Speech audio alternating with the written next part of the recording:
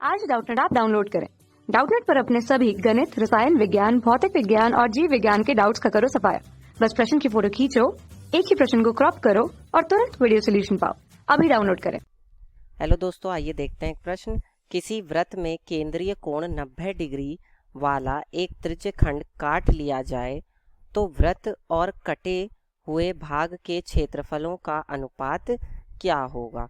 तो देखिए, वृत्त का क्षेत्रफल तो हमें पता है पाई आर स्क्वायर होता है, लेकिन ये जो केंद्रीय कोण है वो 90 डिग्री हो ऐसे चाप का।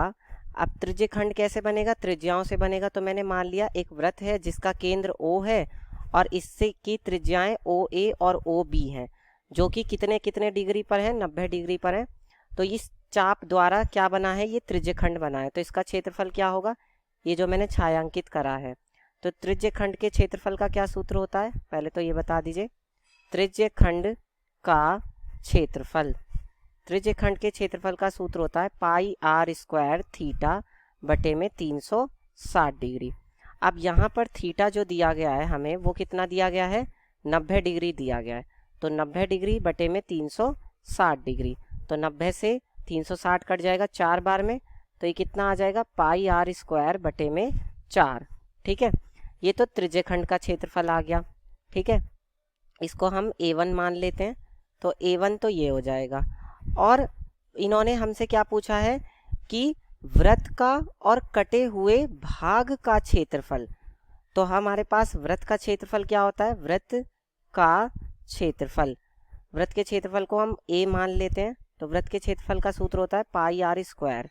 ठीक है, तो हम क्या करते हैं कि A बटे में A1 का मान निकालते हैं। तो ये कितना आएगा? A का मान है पाई आर स्क्वायर और A1 का मान कितना है? A1 का मान है पाई आर स्क्वायर बटे में 4। ठीक है, तो ये कितना हो जाएगा? A बटे में A1 बराबर कितना होगा? 4 पलट के ऊपर पहुंच जाएगा, तो 4 गुणा में पाई आर स्क्वायर बटे में पाई आर स्क्वायर। तो पाई आर स्क्वायर से पाई आर स्क्वायर कट जाएगा, यानी A बटे में A1 कितना आ जाएगा? 4 बटे में 1। तो दोनों के क्षेत्रफलों का, यानी वृत्त और कटे हुए भाग का क्षेत्रफल का अनुपात कितना आ गया? 4:1। यानी जो वृत्त का क्षेत्रफल होगा वो 4 गुना होगा त्रिज्यखंड के क्षेत्रफल से।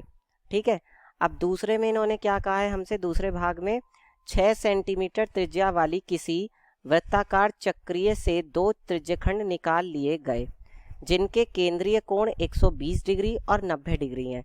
दोनों त्रिज्यखंडों के क्षेत्रफलों का अनुपात लिखें। मैंने अभी आपको बताया कि त्रिज्यखंड के क्षेत्रफल का क्या सूत्र होता है? पाई आर स्क्वायर थीटा बटे में 360 डिग्री। तो यहाँ पर देखते हैं दूसरे भाग में पहले त्रिज्यखंड का क्षेत्रफल क्या होगा?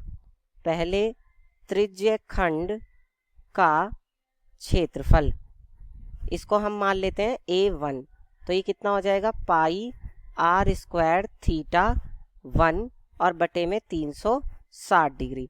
थीटा 1 क्या है? जो पहले वाला त्रिज्यखंड है वो केंद्र पर कितना कोण बना रहा है।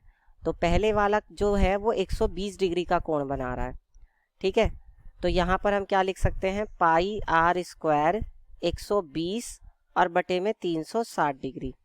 ठीक है, तो ये कितना हो जाएगा? 12 तिया 36, यानी कि हो जाएगा पाई आर स्क्वायर बटे में 3। ठीक है, ये तो A1 का मान आ गया। अब दूसरे त्रिज्यखंड का क्षेत्रफल निकाल लेते हैं। दूसरे त्रिज्यखंड का क्षेत्रफल, तो इसको हम मान लेते हैं A2। तो ये कितना हो जाएगा? पाई आर स्क्वायर, क्योंकि त्रिज्या तो वही है लेकिन कोण बदल जाएगा, तो थीटा 2 मान लिया हमने इसको, और बटे में 360 डिग्री। और ये कोण कितना दिया इन्होंने हमें? दूसरे वाले का 90 डिग्री दिया है।